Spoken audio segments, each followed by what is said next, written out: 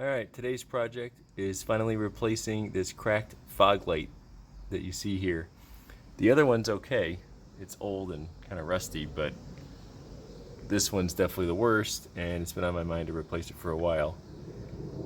So, I found some aftermarket ones that are remarkably similar, I'll say.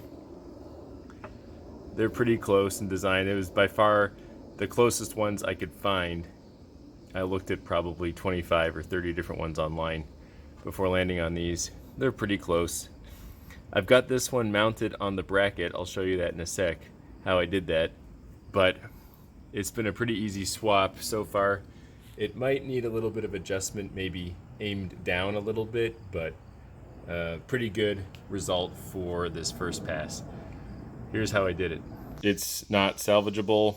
If they sold lenses, maybe I could pop this off and pop a lens on. This metal looks like it comes off, but haven't looked for the lens yet. Maybe I will, because I think I'll just replace it instead. Here's the bulb that came out of the passenger side one, as you saw in the previous shot. Still a good bulb for what that's worth. Not that these are great bulbs anyway. Old-fashioned incandescent, but it's there nonetheless. Here's what I plan on replacing it with. You can see this Blazer International fog light is pretty close. Here's the model number, DF1073KB, the truck driving light. This is the closest one I could find. A pack of two cost something like, I want to say 20 bucks, less than 30 I think. And it comes as a complete kit with switch and everything. Of course, assuming your factory wiring is all in good shape and your switch is working, you won't need any of the wiring, but at least it's there if you need it, and this is what I plan on replacing it with.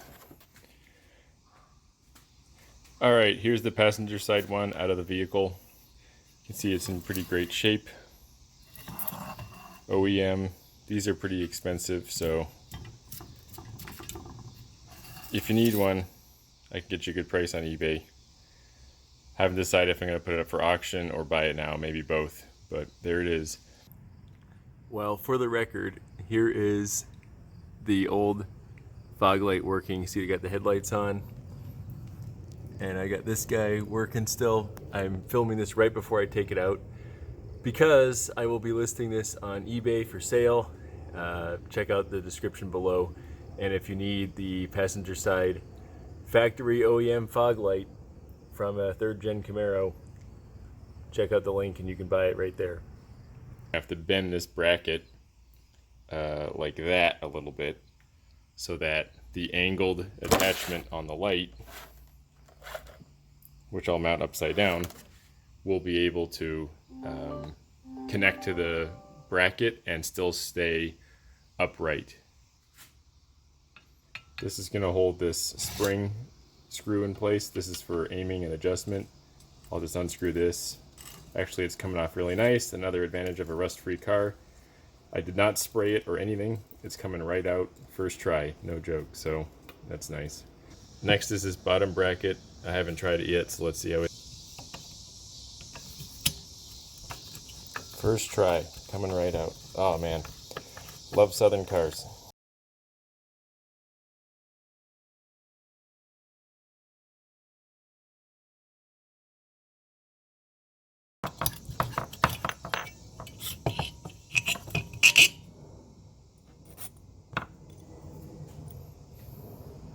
Alright, so here's how this light has to be mounted. You can see what's intended as the bottom of the light, but I'm going to use it as the top. This mounting bolt, it only goes down to about here. It can't go any further to 90 degrees. Ideally, because of the way this bracket is, we would mount it at 90 degrees. But it can't. It actually sits upright like this. So if we mounted it like that, obviously the light's going to turn, the light's going to point way up. That's no good. So I'm just going to stick this in the vise, bend it, I don't know, about maybe 40 degrees, and attach it that way with a washer on the back, because this is a pretty big, well, I'm going to pop this out, and then there's a pretty big hole left, and I'll need a washer to hold this tiny bolt into this big hole.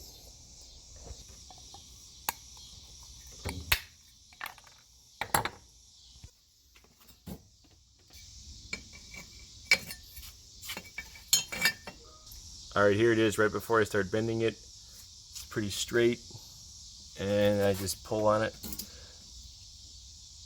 I'm going to pull it a little further down than the other one. The other one is pointed a little upwards.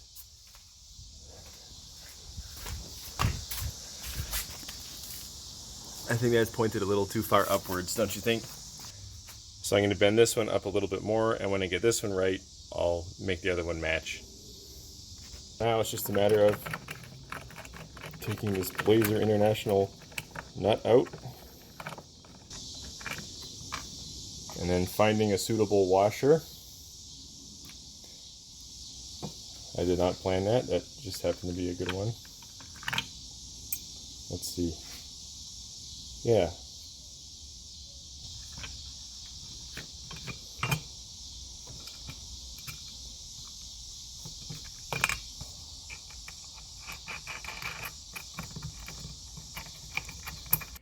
Alright, and looking at the way this fog light has to mount with this top bent bracket here, it was rubbing against the factory mounting holes. So I did bend them away.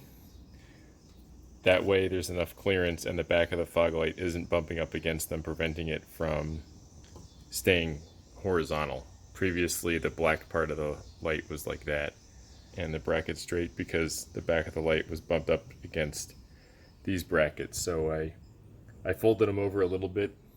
It's pretty thick quality steel, so if someone ever wanted to unfold it, they could. It's not going to break.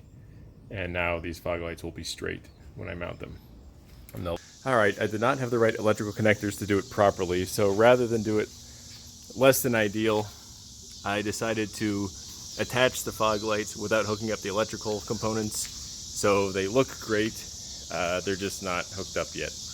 I'll order some bulb housings, I guess it'd be the female end, and I'll splice those in and get those hooked up so these fog lights work. But for now, I think it looks pretty smart.